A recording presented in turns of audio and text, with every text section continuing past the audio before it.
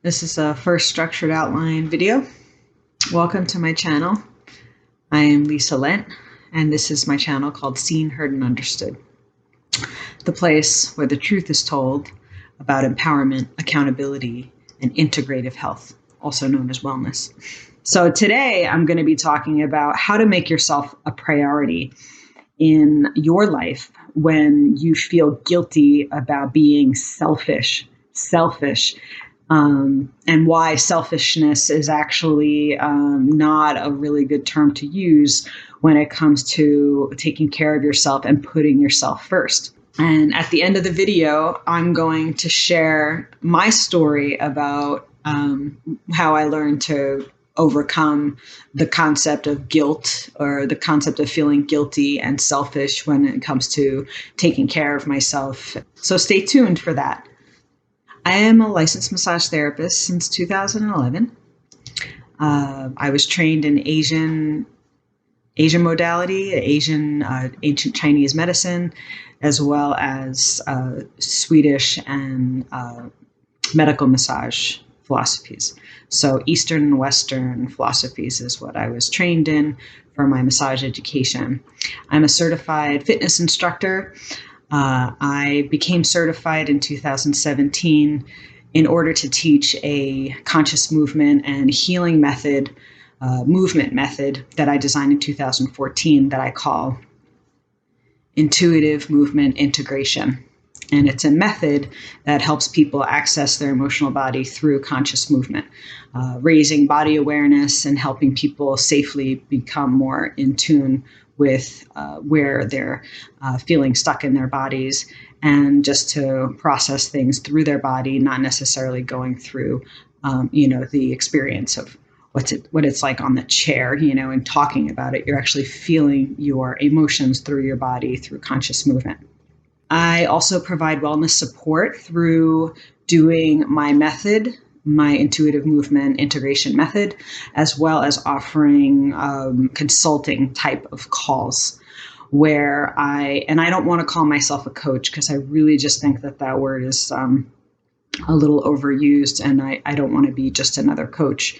I offer support in your own wellness goals, helping you, improve your sleep or get your diet better, more under control, getting yourself more active, being more accountable to what your goals are, because studies show that when you share what your goals are with other people, you tend to meet them more because you have that accountability factor that somebody out there knows what your plans are. And if otherwise, you tend to procrastinate or just, let it fall. But when you have that accountability factor with somebody else knowing what you're doing and what your goals are, and somebody who you connect with that feels really good to support your goals, you're more inspired and motivated. And I find that that's so important for people who have exercise resistance. And now I called the term exercise resistance a few years ago, and that people who have had a lot of forcefulness in their experience where they had to comply in order to make other people happy, for example, any kind of forcefulness with other people that they didn't want to do, but they did anyway. I've noticed that's a big, huge correlation with exercise resistance, is that a lot of people don't like to be told what to do. They don't like pushing themselves. And so my work is to help bridge the gap between your desire to have more exercise and movement in your life and the resistance factor of, I don't want to. Okay. So Ram Dass wrote a book called Be Here Now that I read back in 2000, somewhere around there. I came across the book Be Here Now, and there's the before his enlightenment, and then during his enlightenment, and then after his enlightenment. And the before is when he was an academic professor, PhD in a liberal arts college, and about how he found Buddhism. And then like the middle of the story is where it's really fun part of the book where it's all animated, and it looks like animation or more creatively written. It's like on brown paper material, and it's got a lot of pictures, which makes it really fun. But in that, and then at the end, he's closing about how he's like basically, becomes a wise elder. Some would say guru, but in the book it says don't trust the guru. So he talks about the path of enlightenment and the path of empowerment. I think are really one and the same. So Ram Dass talks about the service to others, in spite of yourself, serves no one. And when you are working with other people and hating it, or feeling resentful, or feeling like you have to because it's what you must do, and you're grin and bear it, right? Sucking it up and, toughening up, doing something that you really would rather not be doing, how it leads to burnout, and it makes you sick. And eventually, that resentment and not wanting to do something, even though you're doing it, people eat their adamancy away. People smoke it. Their desire to not want to do something. It's like an act of rebellion. It always comes out in one way or another, basically, is the point. When you do something that you don't like doing, it does come out in some way. And so many people manifest illness because they feel, it's just my lot in life. But it's really like the step 2 of feeling trapped in your life and feeling like you're doing something that you don't want to do. And then you become unwell. Everybody's got something going on. I have arthritis in my neck, but that doesn't limit me from what my goals are in teaching wellness, for example. I have arthritis, therefore I am not capable of teaching this, or how I didn't heal my arthritis. Well, guess what? Arthritis is something that you kind of have to live with. You can't heal arthritis. You can slow it down.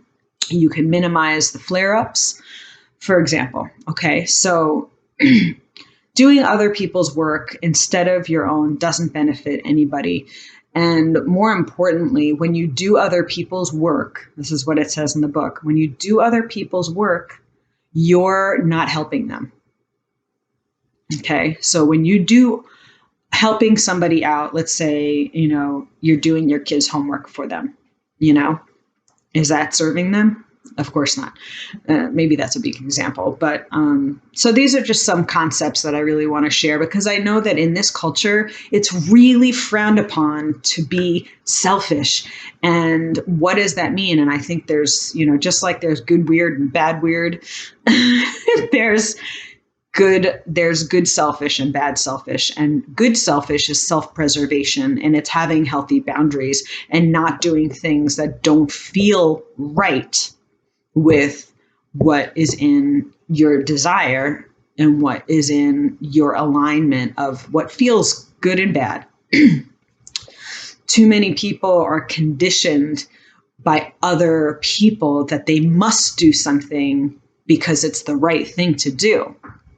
Now, if it's aligned with you that it's the right thing to do in the long run and in the long-term consequence, if it's what you feel obliged to do because it's right and it aligns with your long-term goals, then great, it's blessed, okay? But if you're doing something because somebody else is benefiting and you're not getting any satisfaction, and it just pains you to do this, whatever it is that you're doing, you're a slave to it. Okay. And then you feel disempowered. Then you feel like a victim of your own life. And my work is so much trying to help people become aware that they have a choice, that you don't have to do things you're not comfortable with. And the only thing that it goes up against is the feeling of judgment of other people.